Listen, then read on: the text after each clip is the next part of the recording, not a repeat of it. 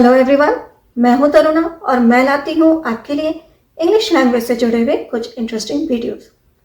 सर्दी का मौसम है और इस समय जो त्वचा है फट जाती है, होंठ फट जाते हैं, एड़ियाँ फट जाती हैं और नींद पूरी ना होने की वजह से मेरे आंखों के नीचे काले घेरे भी पड़ गए हैं। क्या आप जानते हैं फटी त्वचा या फटी एड़ियाँ या जो आंखों के नीचे काले घेरे होते हैं, हमारे फेस पे तिल हो जाता है, मस्सा हो जाता है, झुर्रियाँ पड़ जाती हैं, इन सबको इंग्लिश में क्या कहते हैं? अगर नहीं तो आज का वीडियो पूरा देखिए, क्योंकि आज हम त्वचा, जिसे हम इंग्लिश में बोलते हैं स्किन, उससे रिलेटेड कुछ वर्ड्स जानने वाले हैं। चलिए आज का वीडियो हम शुरू करते हैं। त्वचा को इंग्लिश में हम बोलते हैं स्किन, और जो बूढ़े लोग होते हैं उनकी झुर्रियाँ पड़ जाती हैं। झुर्रियों को इंग्लिश में बोला जाता है रिंकल्स। और कभी कभी आपने देखा होगा झाइयाँ हो जाती हैं काले रंग के, तो झाइयाँ, इन्हें कहा जाता है फ्रिकल्स। फ्रिकल्स। तिल, इसे कहा जाता है मोल। और जो मस्सा होता है, एक काले रंग का थोड़ा बड़ा होता है, तिल की तरह ही होता है पर उसका साइज थोड़ा बड़ा होता है, तो उस मस्सा को हम इंग्लिश में बोलते हैं वार्ड। WARD, ward. दांत, इसे कहा जाता है रिंगवॉर्म। खुजली, ITCH। मुहासे, इसे कहा जाता है एक्नी, ACNE, एक्नी। एक्ने नहीं, एक्नी। और जो फोड़ा होता है उसे कहते हैं बॉयल, BOIL, बॉयल। फुंसी, इसे कहा जाता है पिंपल। घाव हो ही जाता है, घाव को इंग्लिश में कहा जाता है गैश, GASH, गैश।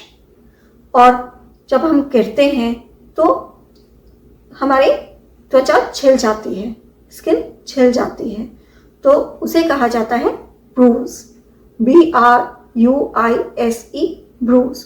और जब ये ठीक होने लगता है तो ऊपर उसके खुरंड आती है, पपड़ी जिसे हम बोलते हैं खुरंड, इसे इंग्लिश में कहा जाता है स्क्वैब। खरोच, जिसे हम ब्रूज बोलते हैं, उसके निशान को, खरोच के निशान को हम बोलते हैं स्क्रैच। खमोरी, इसकी इंग्लिश होती है प्रिकली हीट। और जो आंखों के नीचे काले घेरे होते हैं उन्हें हम कहते हैं डार्क सर्कल्स। छाला या फफोला, इसे इंग्लिश में कहा जाता है ब्लिस्टर। नाक के ऊपर कभी कभी आपने ध्यान दिया होगा काले रंग के छोटे छोटे धब्बे होते हैं, उन्हें हम हिंदी में बोलते हैं काली छोटी कील। इंग्लिश में इन्हें कहा जाता है ब्लैक हेड्स। और अगर ये सफ़ेद रंग की होती है, सफ़ेद कील, छोटी कील, तो उसे कहा जाता है वाइट हेड्स। दाग या धब्बा, इसे हम कहते हैं ब्लेमिश, ब्लेमिश। कुछ लोगों के गालों पर गड्ढे पड़ते हैं जब वो स्माइल करते हैं, तो उन गाल के गड्ढों को हम इंग्लिश में कहते हैं डिम्पल्स। रोम छिद्र, इसे कहा जाता है पोर, PORE, पोर। और जो रोंगटे होते हैं, सर्दियों में रोंगटे खड़े हो जाते हैं ना ठंड की वजह से, या फिर जब हम डर जाते हैं तब भी रोंगटे खड़े होते हैं, तो उन रोंगटों को हम इंग्लिश में कहते हैं गूज बम्स। पैदाइशी निशान, इसे कहा जाता है बर्थ मार्क।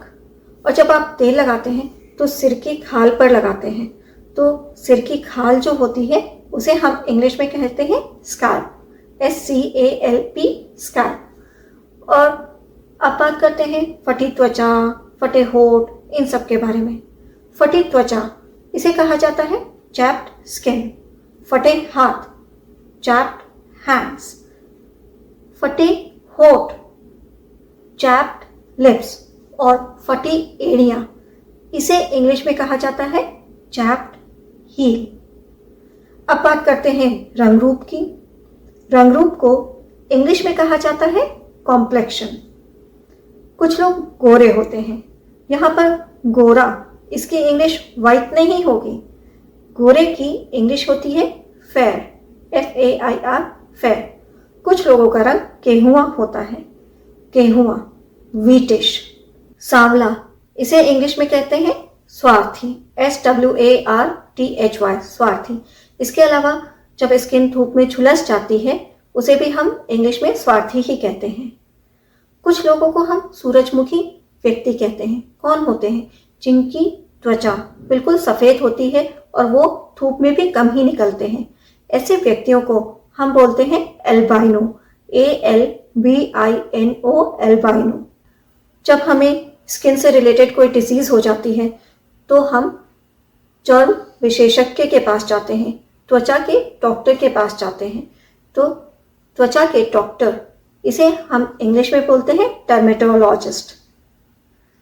तो ये थे कुछ ऐसे वर्ड्स जो रिलेटेड हैं स्किन से, हमारी त्वचा से। आई होप आपको आज का वीडियो अच्छा लगा होगा और आपके लिए इंटरेस्टिंग भी रहा होगा। अगर आपको आज का वीडियो अच्छा लगा तो इसे लाइक करें और शेयर भी ज़रूर करें। साथ में अगर आपने हमारे चैनल को अभी तक सब्सक्राइब नहीं किया है तो अभी कीजिए। बेल आइकन को प्रेस करना मत भूलिएगा, क्योंकि तभी आपको हमारे अपकमिंग वीडियोस के नोटिफिकेशन इमीडिएटली मिलेंगे। मैं नेक्स्ट वीडियो में कुछ और इंटरेस्टिंग टॉपिक्स के साथ आऊंगी। Till then, have a nice day, bye bye.